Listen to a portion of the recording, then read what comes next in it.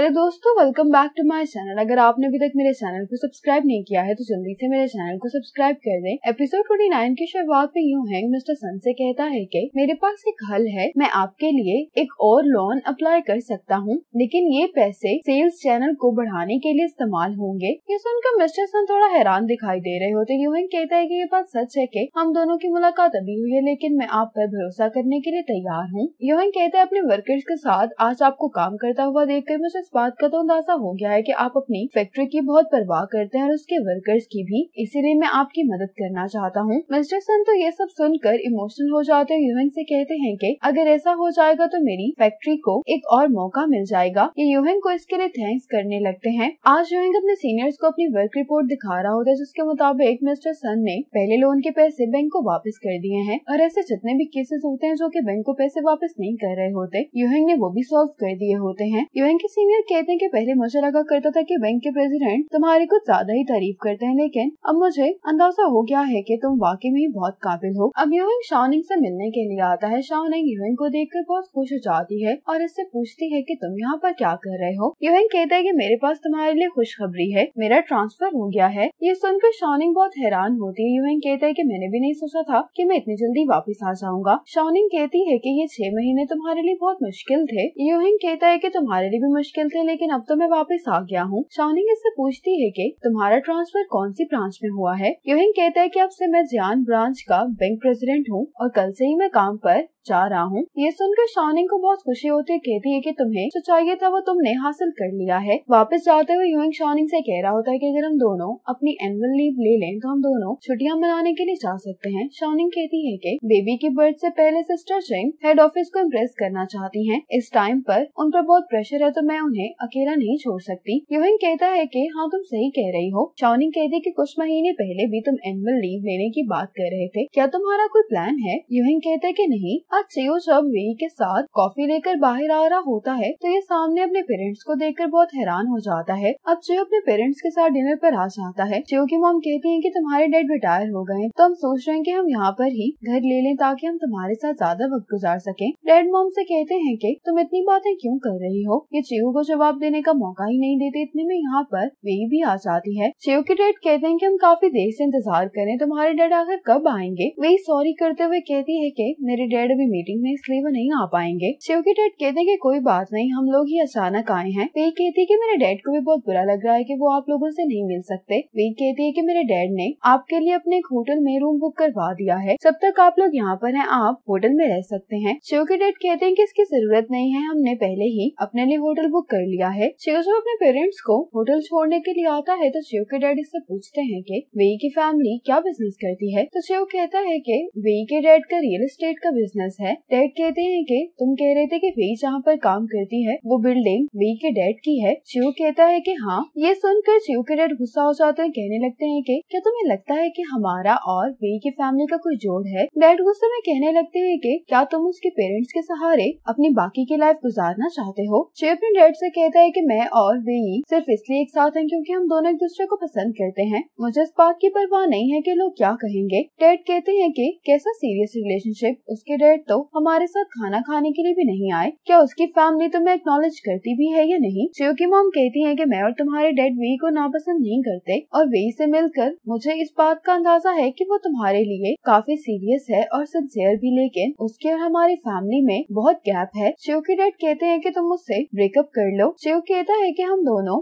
एक अच्छी जिंदगी गुजारने के लिए पैसे सेव कर रहे हैं और आप लोग पहली बार यहाँ पर आए थे, इसीलिए हमने इतना महंगा खाना ऑर्डर किया था ताकि आप लोगों को हम खुश कर सकें। चियो कहता है कि मैं रिक्वेस्ट करता हूँ कि आप हम दोनों के रिलेशनशिप में मुदाखलत मत करें, लेकिन डैड तो चियो पर गुस्सा ही किए जा रहे होते हैं। आज यूहेंग का इस ब्रांच में पहला दिन होता है। जब ये अपने ऑफिस जा ही रहा होता है तो रास्ते में इसको ज़ाओफेंग रोक लेता है। ज़ाओफेंग को यहाँ पर देखकर यूहेंग को बहुत खुशी होती है। ज़ाओफेंग यूहेंग के साथ इसके ऑफिस आता है और इसका नेम प्लेट देखते हुए कहता है कि अब सब कुछ पहले से बहुत मुख्तलिफ हो गया है। असल में यूहेंग ने ही ज़ाओफेंग को इस ब्रांच में इनवाइट किया होता है। शाओनिंग सिस्टर चिंग को क्लाइंट के बारे में बताते हुए कहती है कि अगर हमें ये प्रोजेक्ट मिल जाए तो आपको अपनी मैनेजर की पोजीशन के बारे में फिक्र करने की कोई जरूरत नहीं है। सिस्टर सिंह पूछते हैं कि कंपनी कौन सी है। दूसरी तरफ जाओ फेंग यूहिंग को इसी कंपनी के बारे में बता रहा होता है जिसका नाम यूपिन टी होता है। सिस्टर सिंह कहती है कि इस प्रोजेक्ट के लिए तो इस शहर के सारे बैंक से कम्पीट करने वाले हैं। अब शाओनिंग और सिस्टर सिंह भी जाओ फेंग और यूहिंग की तरह इसी प्रोजेक्ट के लिए कम्पीट करने वाले होते हैं। जाओ फेंग यूहिंग से कहता है कि तुम फिक्र नहीं करो, मैं घर पर भी इस प्रोजेक्ट के बारे में बात नहीं करूंगा। घर पर यूहिंग इसी कंपनी के बारे में कुछ पढ़ रहा होता है। शाओनिंग ये देखने वाली होती है कि इससे पहले यूहिंग ये साइड पर कर लेता है। शाओनिंग यूहिंग से कहती है कि क्या तुम किसी लड़की का लव लेटर छुपा रहे हो। यूहिंग कहता है कि मैं तुम्हारे अलावा और किससे भी लव लेटर नहीं ले सकता। यूहिंग शाओनिंग से कहता है कि तुम क्या पी रही हो। शाओनिंग कहती है कि ये जानना तुम्हारे लिए जरूरी नहीं है। ये कहकर ये चली जाती है। आज शाओनिंग सिस्टर सिंह के साथ इसी कंपनी के मैनेजर से मिलने के लिए आई होती है। जाओ फेंग और यूहिंग भी इन्हीं से मिलने के लिए आए होते हैं। शाओनिंग सिस्टर सिंह से कहती है कि सबसे यूहिंग ने इस ब्रांच में काम करना शुरू किया है तो वो हर रोज डिफरेंट ट्रिक्स की मदद से मुझसे जानकारी निकलवाने की कोशिश करता है। सिस्टर सिंह कहती है कि मेरा हस्बैंड भी अब मुझसे अपने काम के बारे में कोई बात नहीं करता। आज घर पर शाओनिंग और यूहिंग जब बात कर रहे होते हैं तो शाओनिंग कहने लगती है कि तुम्हारी बातों से लग रहा है कि तुम्हारा क्लाइंट अभी चाइना वापस आया है। यूहिंग कहता है कि हाँ। शाओनिंग कहती है कि ये एक डील पूरे साल का परफॉर्मेंस टारगेट पूरा कर देगी। यूहिंग मुस्कुराते हुए कहता है कि ये एक राज है। आज ऑफिस में सिस्टर सिंह और शाओनिंग अपनी रिसर्च से यही बात डिस्कस कर रहे होते हैं कि इनकी कंपनी बेवरेजेस की एक नई प्रोडक्शन लाइन मार्केट में लॉन्च करने वाली है तो इसका मतलब है कि इन्हें बहुत ज्यादा पैसों की जरूरत होगी। दूसरी तरफ जाओ फेंग और यूहिंग भी इसी बारे में बात कर रहे होते हैं। सिस्टर सिंह और जाओ फेंग कहते हैं कि इन्हें 100 मिलियन यॉन के लोन की जरूरत हो सकती है। रात में शाओनिंग जब वापस आती तो यूहिंग बाहर खड़ा इसका इंतजार कर रहा होता है। शाओनिंग यूहिंग से कहती कि तुम यहाँ पर क्या कर रहे हो। यूहिंग कहता है कि हम वॉक पर चलते हैं। अब यूहिंग और शाओनिंग जब वॉक कर रहे होते हैं तो यूहिंग शाओनिंग से पूछता है कि तुम लोगों की ब्रांच कितना इंटरेस्ट रेट ऑफर कर रही है। शाओनिंग यूहिंग से कहती है कि तुम चीटिंग कर रहे हो। यूहिंग इसको हक करते हुए कहता है कि क्या मेरी ट्रिक्स वाकई में तुम पर काम कर रही हैं। शाओनिंग कहती है कि इस क्लाइंट से हमारी डील तकरीबन डन होने वाली है तो इसलिए मैं तुम्हें बता देती हूँ। ये कहती है कि हम 4.8% का इंटरेस्ट रेट ऑफर कर रहे हैं। यूहिंग कहता है कि फाइनल लोन कितना है। शाओनिंग कहती है कि 100 मिलियन। शाओनिंग जल्दी से कवर करते हुए कहती है कि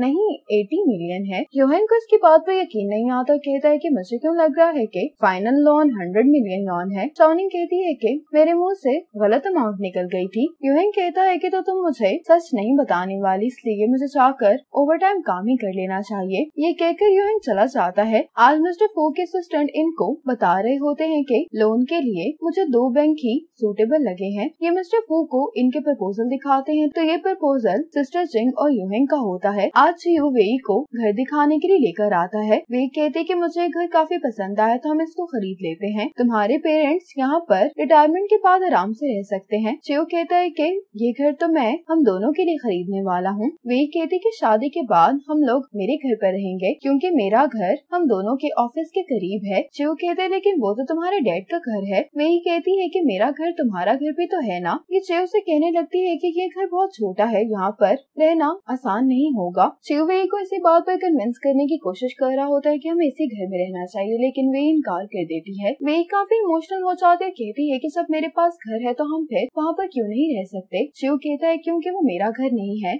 और ना ही वहाँ पर रहना मैं अफोर्ड कर सकता हूँ। उस दिन के डिनर की वजह से मेरे पेरेंट्स को लगता है कि मेरा लिविंग स्टैंडर्ड बहुत ही हाई है और जहाँ तक बात है तुम्हारे घर में रहने की तो मेरी भी कोई सेल्फ रिस्पेक्ट है। वे कहते कि तुम्हारे पेरेंट्स ने मेरे बारे में क्या कहा है। चियो कहता है कि यही कि हम दोनों की फैमिलीज के दरमियान बहुत फर्क है। वे कहती है कि इसका तो यही मतलब है कि उन्हें मुझे तुम्हारे साथ देखकर खुशी नहीं हुई। अगर मैंने उनको एक अच्छे रेस्टोरेंट में खाने पर इनवाइट किया था तो ये भी मेरी गलती है। वे कहती कि तुम्हें अंदाजा भी है कि आजकल मैं कैसी जिंदगी गुजार रही हूँ। मेरे पास पैसे भी हैं लेकिन मैं वो पैसे खर्च नहीं कर पाती। शिव कहता है कि मुझे अंदाजा है कि तुम अपसेट हो। अभी मैं ये घर खरीद रहा हूँ, आहिस्ता आहिस्ता बाकी सारी चीजें भी मैं सही करने की पूरी कोशिश करूंगा। वे कहती है कि तुम हमेशा यही कहते हो कि तुम ये सब कुछ मेरी खातिर कर रहे हो लेकिन असल में तुम सब कुछ वैसा ही करे जैसा तुमने अपना फ्यूचर प्लान किया है। अगर मुझे तुम्हारे साथ फ्यूचर में रहना है तो मुझे अपना बड़ा घर छोड़ना होगा। मैं अपने पैसे भी इस्तेमाल नहीं कर सकती क्योंकि ऐसा करने से तुम्हें बुरा लगता है। ये सब सुनकर चियो भी इमोशनल हो जाता है। वही कहती है कि तुम बस ये चाहते हो कि मैं तुम्हारे स्टैंडर्ड्स के मुताबिक जिंदगी गुजारूं। चियो कहता है कि मेरा कहने का ये मतलब नहीं है।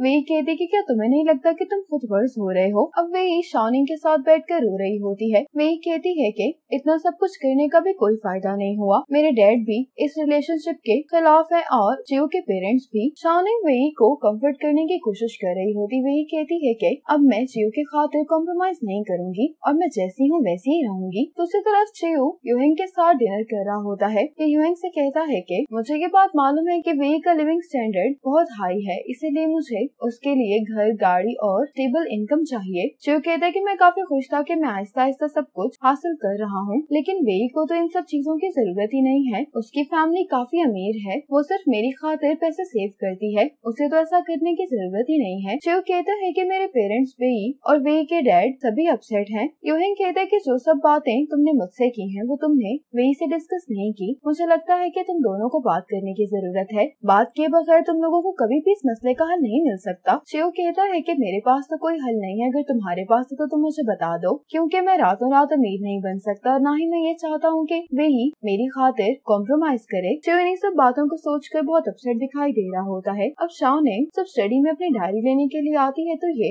यूहिंग के ड्रॉअर से रिंग निकाल कर देखने लगते। कहती है कि यूहिंग के पास ये रिंग काफी टाइम से है, लेकिन उसने मुझे अभी तक प्रपोज क्यों नहीं किया। क्या यूहिंग को ये तो नहीं लगता कि अब चूंकि हम दोनों साथ रहते हैं तो वो प्रपोजल स्किप कर सकता है। इतने में यूहिंग आ जाता है और कहने लगता है कि तुम क्या देख रही हो। शाओनिंग कहती कि कुछ भी नहीं, मैं बस ये डायरी लेने के लिए आई थी। शाओनिंग यूहिंग से कहने लगती है कि हमारे पास चाहे जितना मर्जी तजुर्बा आ जाए, हमें हर चीज स्टेप बाय स्टेप करनी चाहिए। क्या तुम इस बात से एग्री करते हो। तो यूहिंग कहता है कि हाँ, लेकिन तुम अचानक ये क्यों कह रही हो। शाओनिंग कहती है कि हमें खाना खाना चाहिए। इसी मोमेंट पर एपिसोड 29 खत्म हो जाती है।